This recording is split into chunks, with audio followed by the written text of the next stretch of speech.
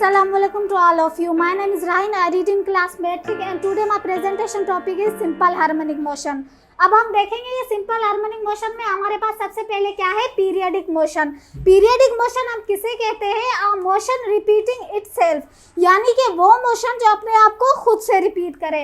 कैसे, जैसे आपके पास एक स्प्रिंग है, आपने उस स्प्रिंग को खींच कर छोड़ दिया तो वो क्या करेगा, खुद ब खुद मोशन करता रहेगा। ये देखिए, ये आगे गया, फिर ये पीछे आया, फिर आगे गया, ये पीछे आया। और आगे हमें क्या कह रहा है, in an equal time interval is referred to as periodic और ऑसिलेटरी मोशन, यानी कि वो जो मोशन हो रहा हो वो सेम टाइम इंटरवल है। कैसे, जैसे आपके पास ये एक स्प्रिंग था, आपने उसे खींचा तो ये इसका ए पॉइंट है और ये है इसका बी पॉइंट। जब ये ए पॉइंट पे जाए तो भी 1 सेकेंड ले और जब बी पॉइंट पर आए फिर भी 1 ही सेकेंड ले। ऐसे मोशन को हम क्या कहते हैं, पीरियडिक मोशन।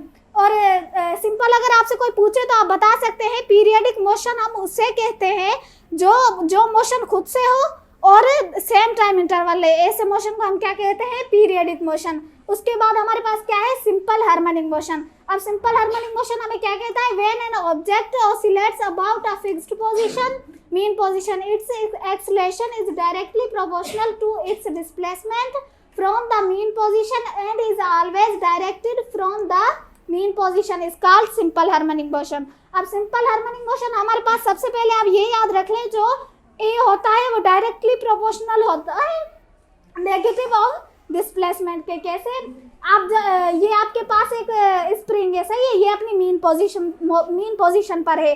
अब मीन पोजीशन हम किसे कहते हैं, जहाँ पर कोई भी बॉडी या स्प्रिंग रेस्ट में हो। यह आप देख रहे हैं कि यहाँ पर ये जो स्प्रिंग है ये रेस्ट में और ये इसकी एक्सट्रीम पोजीशन है, ये भी इसकी एक्सट्रीम पोजीशन है। जब आप इस स्प्रिंग को खींचेंगे तो ये क्या करेगा, एक डिस्प्लेसमेंट कवर करेगा, जिसे हम एक्स से शो कर रहे हैं। ये एक डिस्प्लेसमेंट कवर किया इसने।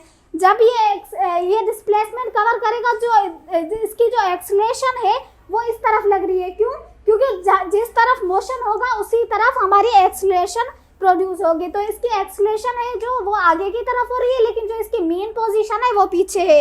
इसलिए हम कहते हैं कि जो एक्सेलरेशन होती है वो डायरेक्टली प्रोपोर्शनल होती है नेगेटिव ऑफ डिस्प्लेसमेंट के। सही है।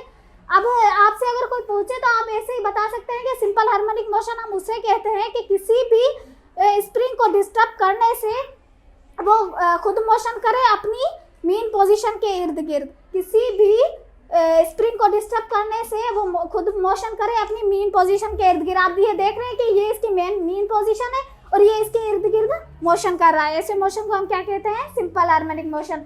और अब हम ये आप देखें कि जब हम डायरेक्टली प्रोपोर्शनल की साइन हटाते हैं तो हम इसकी जगह क्या कोई भी कांस्टेंट देते हैं। तो यहाँ पर हमें स्प्रिंग का कांस्टेंट क्या दिया हुआ है, के, तो इसकी जगह हमने क्या दे दिया, a equal to minus kx।